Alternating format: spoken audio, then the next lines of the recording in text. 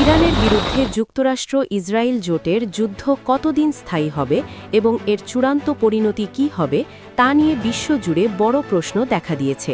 অবশ্য আফগানিস্তান ও ইরাকের মতো দীর্ঘস্থায়ী যুদ্ধের চোরাবালিতে নতুন করে আটকা পড়ার ভয়ে অনেকটাই ভীত যুক্তরাষ্ট্র।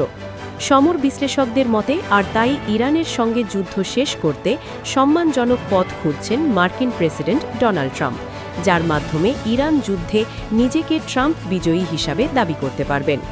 যুদ্ধ শুরুর পর থেকে ইরানের উপর যুক্তরাষ্ট্র প্রায় ২,০০০টি এবং প্রায় ২,৮০০টি হামলা চালিয়েছে ইসরায়েল।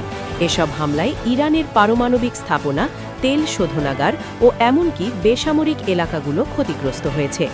হামলায় ইরানের সর্বোচ্চ ধর্মীয় নেতা আয়াতোল্লাহ আলী খামেনি সহ দেশটির বহু শীর্ষ পর্যায়ের কর্মকর্তা নিহত হয়েছেন। এর জবাবে ইরান ও ইসরায়েল এবং পার্শ্ববর্তী উপসাগরীয় দেশগুলোকে শত শত মিসাইল ও হাজার হাজার ড্রোন ছুঁড়েছে।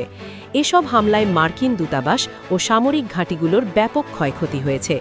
যুক্তরাষ্ট্র ও ইসরায়েলের এত বিধ্বংসী হামলার পরও ইরানের পক্ষ থেকে আত্মসমর্পণের কোনো লক্ষণ নেই, বরং এখন পর্যন্ত তীব্র লড়াই চালিয়ে যাচ্ছে ইরান।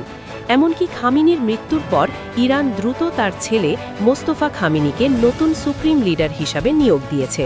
এছাড়া সমঝোতার জন্য ওয়াশিংটনের দেয়া সব প্রস্তাব তারা সরাসরি প্রত্যাখ্যান করেছে।